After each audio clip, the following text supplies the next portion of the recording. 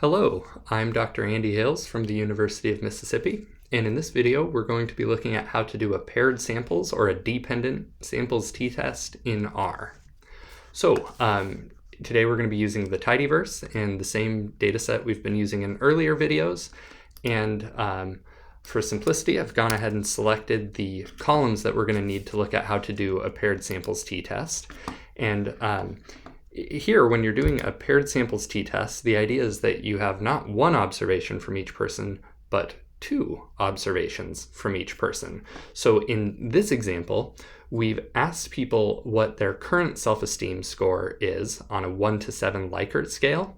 And we also asked them to imagine a future event and to rate what they anticipate their self-esteem would be if that were to occur. Again, on the same 1 to 7 scale. So they answered an identical question, just about two different targets, either their current self-esteem or the same question answered about their anticipated self-esteem on the same scale.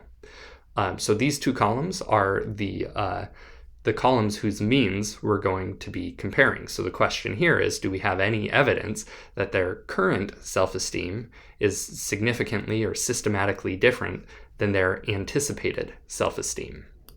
So one other thing you might notice when you look at this column is we have some missing values, and we won't be able to include those in the analyses. So for simplicity, I'm going to go ahead and remove that, which means we now have 48 observations. But again, from each person, we have two ratings, their current self-esteem and their anticipated self-esteem. So one of the reasons paired t-tests are so great is because we get to use all of that data. So even though we have 48 rows in our data frame, each row contains two observations, so we actually have way more information here than first meets the eye. That's part of what makes this so powerful compared to the independent samples t-test. So as always, we'll want to start by getting our heads around the descriptive statistics of our sample before we go off and run a hypothesis test. And to do that, we can just use the familiar mean and standard deviation functions to calculate the mean and SD for each of our columns. So starting with their anticipated self-esteem, we can see on that 1 to 7 Likert scale, the average of our sample is 4.75 with a standard deviation of about 2.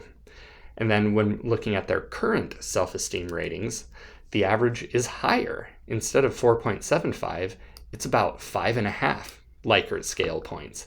And the standard deviation is 1.21.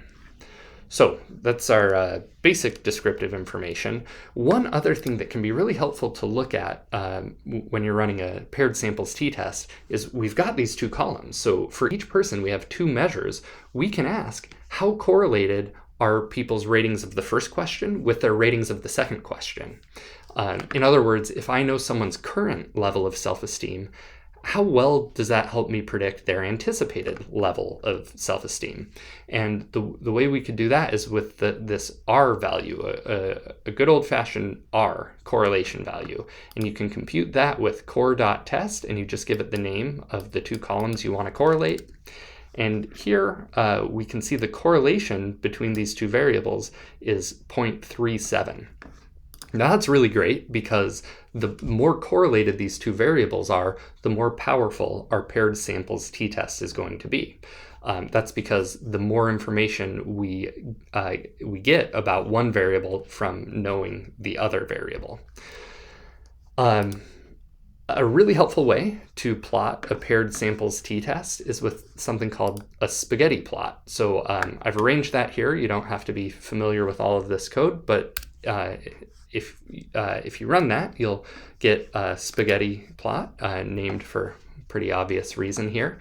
The nice thing about this is it conveys not only the mean levels of each score, which we can see here, but also the fact that each score belongs to one person connected through lines. So for someone over here who reported a 3 for their current self-esteem, we can see that that corresponds, following the line all the way down here, to someone who reported only a 1 for their anticipated self-esteem.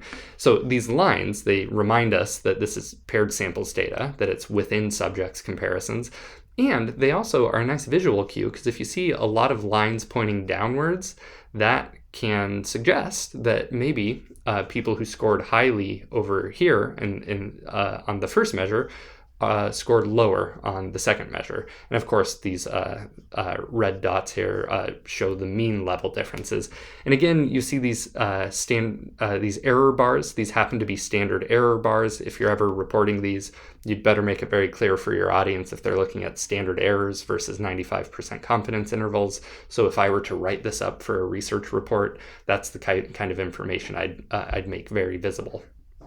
But for our purposes, this sort of confirms what we saw when we looked at those descriptive statistics a moment ago. Self-esteem looks like it's being reported as higher currently compared to people's ratings of what they anticipate it would be in this future situation. Is this a significant difference? Well, that's what the t-test is for. So looking here, again, we're going to use the same t.test function. And this time, we're going to give it the name of the two columns.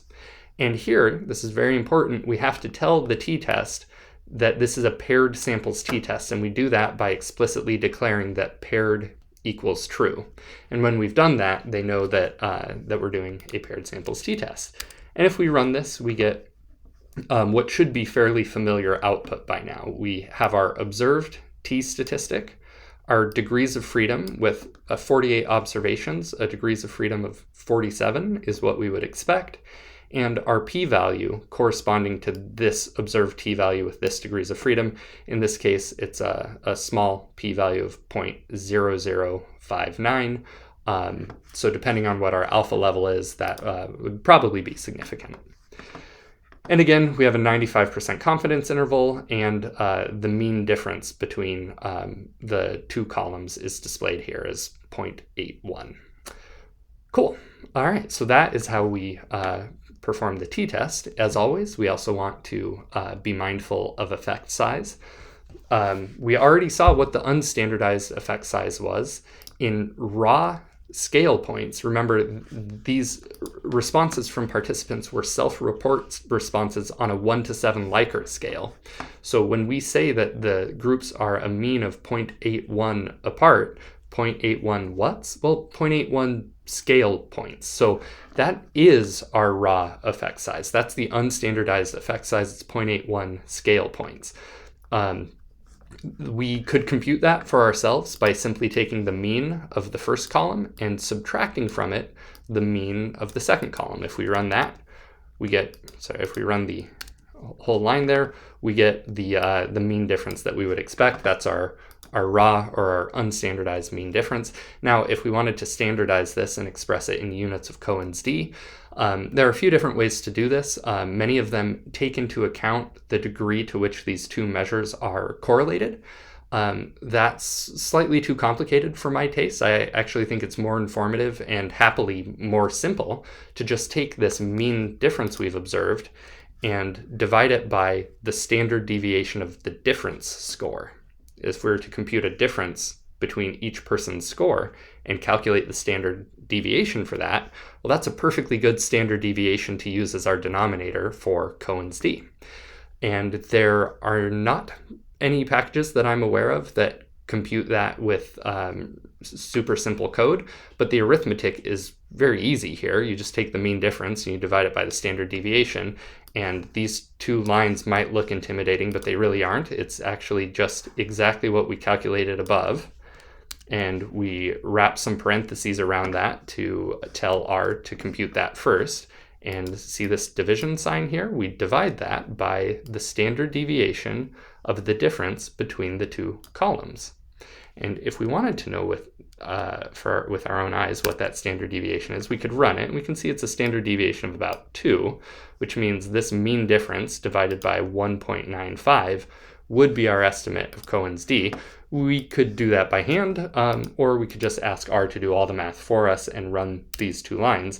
And when we do, we see that the Cohen's d, our self-computed effect size here, is 0.42 standard deviations of difference between these two groups.